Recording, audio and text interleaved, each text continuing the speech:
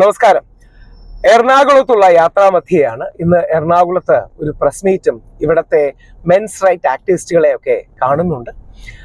പ്രധാനപ്പെട്ട ഒന്ന് രണ്ട് അപ്ഡേറ്റുകൾ നിങ്ങളോട് ഷെയർ ചെയ്യാൻ വേണ്ടിയാണ് ഈ വീഡിയോ ചെയ്യുന്നത്. വീട്ടിൽ ഇരുന്ന് ചെയ്യാൻ സമയം കിട്ടുന്നില്ല. എറണാകുളത്തോട്ടുള്ള യാത്രയിൽ രാവിലെ തിരുവനന്തപുരത്ത് നിന്ന് ഇറങ്ങി എറണാകുളത്ത് എത്തിക്കൊണ്ടിരിക്കുകയാണ്. അപ്പോൾ ഇന്നലെ ശ്രീ ജിംസ എബ്രഹാമിന്റെ ബുക്ക് റിലീസിൽ ബഹുമാനപ്പെട്ട അസംബ്ലിയിലെ പ്രതിപക്ഷ നേതാവ് Shri VD. Satheesan, Shri Chandy Oommen MLA, CP John sir തുടങ്ങിയ ആൾക്കാരുണ്ടായിരുന്നു. അപ്പോൾ ഞാൻ ചാണ്ടി ഉമ്മന് നിവേദനമായിട്ട്, MLA കൂടിയാണ് അദ്ദേഹം, നമ്മുടെ ജനനേതാവാണ്, അദ്ദേഹത്തിനൊരു നിവേദനം മെൻസ് റൈറ്റ് കമ്മീഷൻ അല്ലെങ്കിൽ മെൻസ് കമ്മീഷന് സമർപ്പിച്ചിട്ടുണ്ട്. ആദരണീയനായ പ്രതിപക്ഷ നേതാവ് അദ്ദേഹത്തിന്റെ നിലപാട് എന്താണെന്ന് അറിയില്ല, അദ്ദേഹത്തോട് സമയം ചോദിച്ചിട്ടുണ്ട്. അപ്പൊ അദ്ദേഹം ഇന്നലെ പരിപാടി കഴിഞ്ഞ് അദ്ദേഹം ഡോക്ടറെ കാണാൻ പോകാറുണ്ട്. അദ്ദേഹത്തിന് തൊണ്ട എന്തോ വയ്യ, അങ്ങനെ ഡോക്ടറെ കാണാൻ പോകാറുണ്ട്. അതുകൊണ്ട് എനിക്ക് അദ്ദേഹത്തിന് ഡീറ്റെയിൽ ആയിട്ട് സംസാരിക്കാൻ സമയം ചോദിച്ചിട്ടുണ്ട്. തീർച്ചയായിട്ടും അദ്ദേഹത്തിന്റെ സമയം ലഭിച്ചാൽ അദ്ദേഹത്തെ പോയി കാണുകയും അദ്ദേഹത്തിനോട് ഈ മെൻസ് കമ്മീഷന്റെ നിവേദനം സമർപ്പിക്കുകയും ചെയ്യും.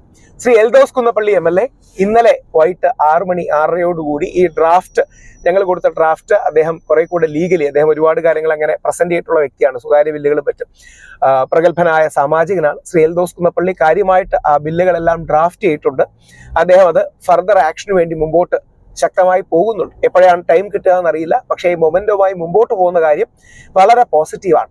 നിങ്ങൾ ഓരോരുത്തരോടും അഭ്യർത്ഥിക്കാനുള്ളത്, ആ മെൻസ് കമ്മീഷൻ എന്നുള്ള ആവശ്യം നമുക്ക് അതിശക്തമായി മുമ്പോട്ട് വെക്കാൻ കഴിയണം. മൊമെന്റം ഉണ്ടാകണം.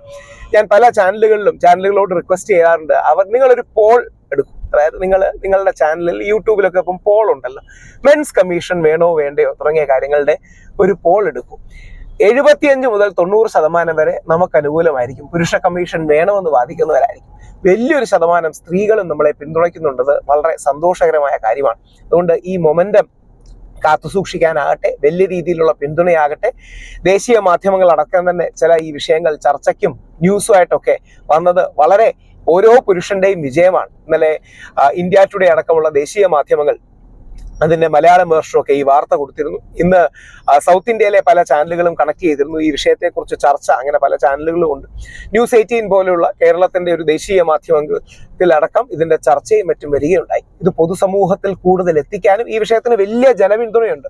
നമ്മുടെ മാധ്യമങ്ങൾ പലപ്പോഴും മറച്ചു വെക്കുന്നതാണ് ഇത്തരം കാര്യങ്ങൾ. വലിയൊരു ജനപിന്തുണയുണ്ട്.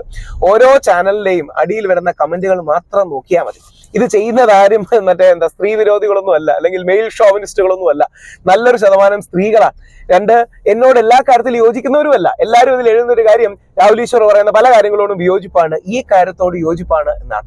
ഈ രീതിയിൽ അതിശക്തമായി മുമ്പോട്ട് പോകാൻ കഴിയട്ടെ. നിങ്ങൾ ഓരോരുത്തരുടെയും പിന്തുണ വേണം. അതിശക്തമായി പോയാൽ മാത്രമേ ഈ വിഷയത്തിൽ നമുക്ക് വിജയിക്കാനാകൂ. അതുകൊണ്ട് നിങ്ങളുടെ പിന്തുണ ശക്തമായി തുടരുക. പുരുഷ കമ്മീഷൻ വരുന്നത് വരെ നമുക്ക് പോരാടേണ്ടിയിരിക്കും.